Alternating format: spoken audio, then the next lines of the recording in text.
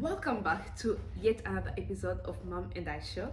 As always, I'm your host Samantha, and today I'm not alone. I'm with my sister Lizette, all the way from Cameroon. Hi Lizette. Hi Sam. How are you? I'm okay. How are you? I'm doing fine. So Lizette is a mother.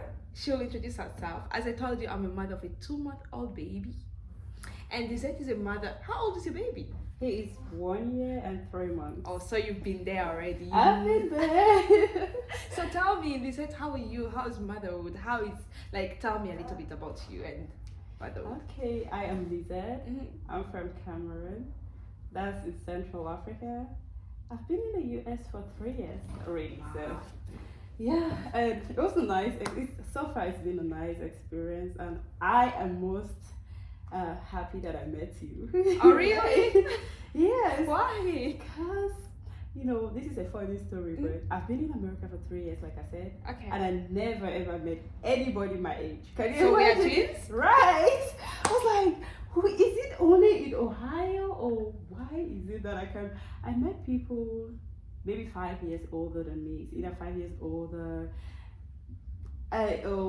maybe younger, like 2 or 3 years younger, and is it that Ohio doesn't, how do you say it?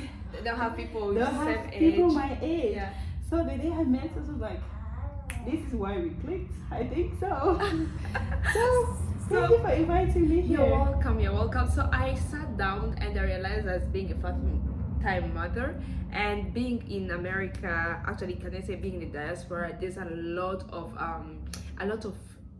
can I say a lot of ways of raising our little one. So we have like a lot of concepts. This person will come and tell you this other person will tell you this, and then you get a bit confused because you don't know what's best to do. So I was like, what should I invite Lizette so Lizette can share with us our experience about raising a child. You have a 1-year-old son. Yeah, So how is it? How was motherhood for you? Okay, motherhood for me, it started tough. I'll be honest. It was so tough. I remember the day the day I had the baby, I cried a little bit, which is, I think it's normal. Yeah. Those emotions. I used to cry too. The very first having month. your baby. And then the day I came back home, I took the baby from the hospital. I brought the baby home. Oh my goodness.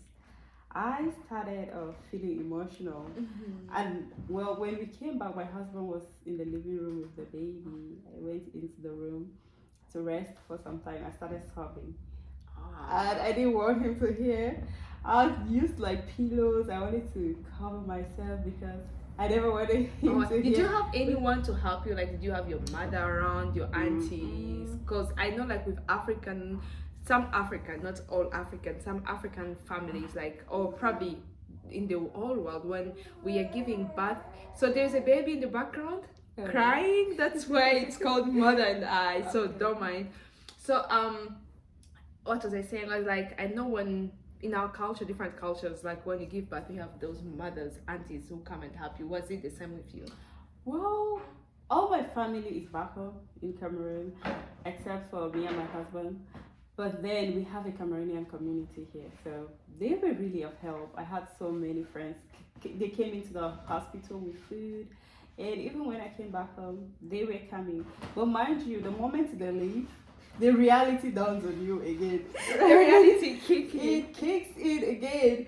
So they were there, they provided the food, and my church too. I have like a really good church. For 2 weeks, they kept bringing the food. Well, you are the mother. This is your responsibility. Oh my god. Yeah. You know, like when it's come to motherhood, for me I thought it was like just a walk in. I remember with pregnancy also is not like is a journey. Mm-hmm. It has its ups and downs. Okay, yeah, so I was like, okay, when I give birth, it will be just smooth. Easier, right?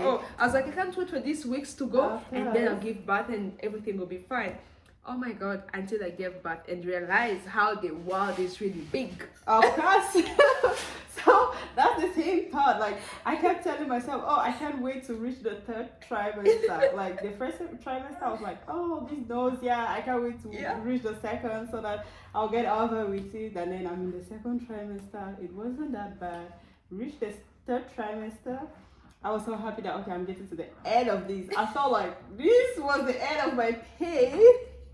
I didn't know that I was just preparing myself to enter another scope of work, right? Oh my god, there's what I usually say, To you, you saw it like work. To me, I was like every Yeah. day, every time when I wake up, I actually see. I'm just amazed with God's work. Yeah. And then when it comes to challenges, I actually say, will I really manage? Does it come to you also that sometime you reach down and be like, I can't. I'm really failing my child.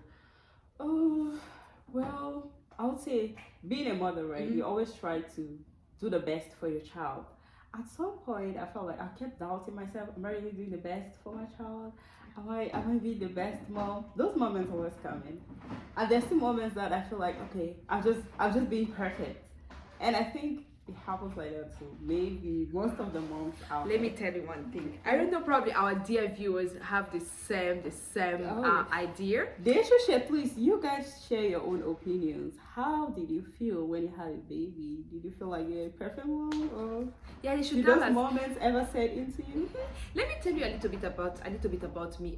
Like there are times that I'm a 2 month old mom. So there are times that skin rashes come to my child, and then I feel so overwhelmed because I tried this, I tried that, and sometimes this work, sometimes this doesn't work. Yeah. I call friends and they call families and they're like, oh, probably it's this. And then there's this, like this, culture has this thing of saying, in our culture we have like, oh, if a person touch your baby and is in period, oh, your baby gets this and that. Oh, And I keep wow. saying, oh my I've never God, heard about that. oh really? Other people say, oh my God, there are people with bad intentions, so you should, oh my God, a lot of things. So sometimes I remember going to the ER, Accra Children's ER, and I would tell the doctors, I'm like, I'm failing my child. They're like, no, you're not failing your child. You're just doing your best. These little ones are a bit complicated. So how did you deal with skin rash? So with skin rashes, what happened is when I had my baby, I was a first time mom, right? So I was so curious all through my pregnancy till when I had the baby. I did a lot of research. I reached out to all the moms. Yes, I kept asking questions and on what to use for the baby, which one do you think is the best, and everybody had their own opinion. So I ended up with so many how do I say lotions, yes, and how do I call that one? The what do you call it? The Vaseline? Yeah, the Vaseline, the lotions, and the bathing soaps for the baby. So I ended up with so many brands. And this is what You're happened. almost opening a shop. Girl. So I noticed that each time I change a lotion, my baby's gonna get a rash. So I think I tried like 4 different brands before settling for the one that I'm using now, and I'm just like, And I'm fine. When did it settle? Like, when did your baby's skin settle? Because mine is it's 2 months, and I think I've used so far three or 4 brands. Three or 4 brands, yeah. And as if I'm doing advertisement of different brands on my baby's skin. Yeah. Like if I have to advise any new mom, right, I'll tell you, go for what you think works for you. Don't try to listen to so many opinions. Just like everybody is different, so is your baby.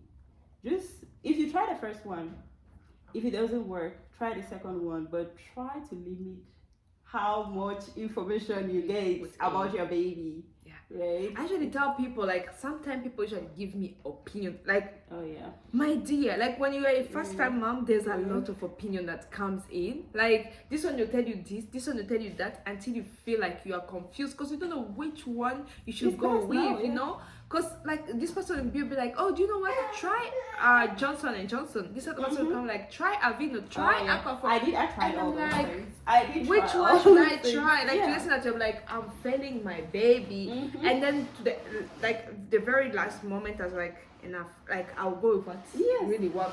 Because sometimes also I use something and the next day they will be wake up with this perfect skin, and I'm like, I'll do the same thing tomorrow. And tomorrow their skin is And rash. then one thing too is newborns, like babies, their skins are sensitive to literally everything. That's what the pediatrician Yes, their skins are sensitive, so you really need to mind what you use on the baby. And like I said, every child is different. Because your friend used this and it worked for their child, it doesn't mean it's gonna work for your own child. It's the same as even as adults. Like I remember when you're pregnant, they usually tell you like what worked for you might not work for, because like I remember like with morning sicknesses, like for me what really worked for me with my morning sicknesses, because I remember like I vomited till I think the very first week of second trimester. Saltine, the saltine crackers, those are what worked for me. Those worked for me. I tried lemon, people like sniff on lemon, it didn't work. Color. Others like ginger, Yes.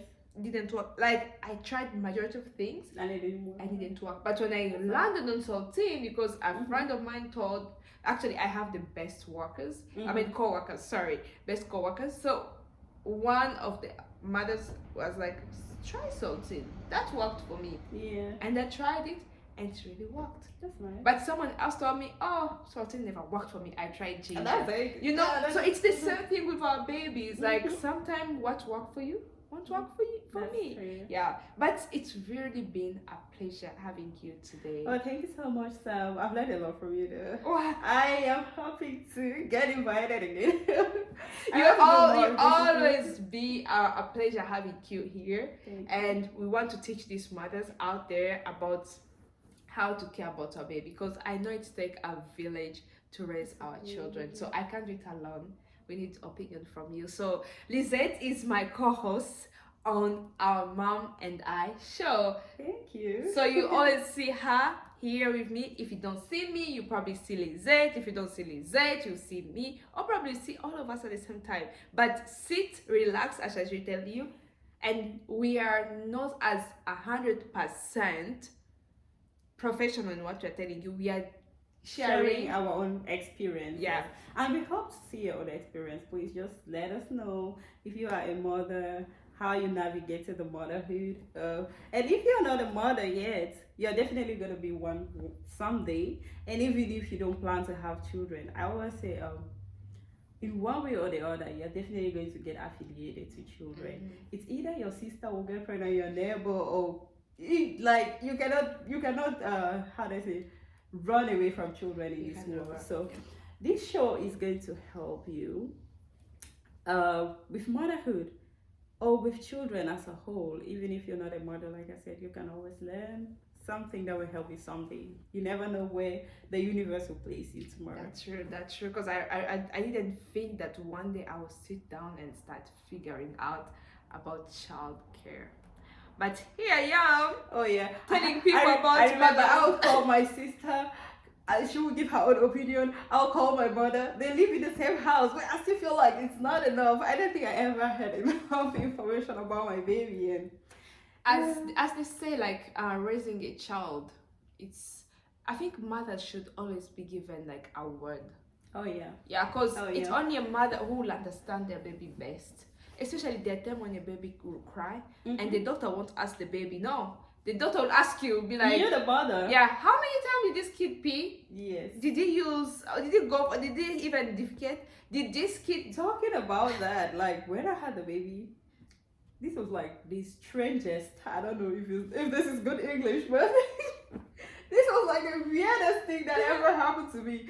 They kept asking me, like, there was a sheet, is it like a sheet or a booklet or something? You have to like note how many wet diapers, was it pee? I had that one too. Like you're supposed to have like the number of days have to go along with the number of pampers you're changing. So the first day it has to have one pamper. The second day 2 pampers. 6 pampers by 6 days. Like a maximum of 6 to 8 pampers a day. So I was like, is this not so much work for me already? I know. But anyway, thank you so much for being part of this show. It's been a great pleasure having you here. Great pleasure learning from each one of us, and also learning from Lizette's experience and also learning from me.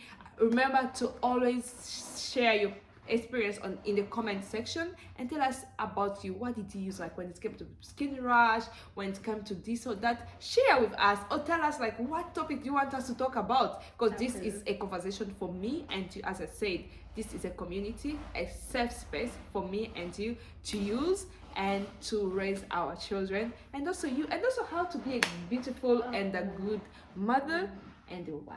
Yeah. And also other thing like mental health. I'm a psychologist by profession, so always ask questions. We are here for you. Have a good day and till the next episode. Okay, see Bye you. bye. Bye bye.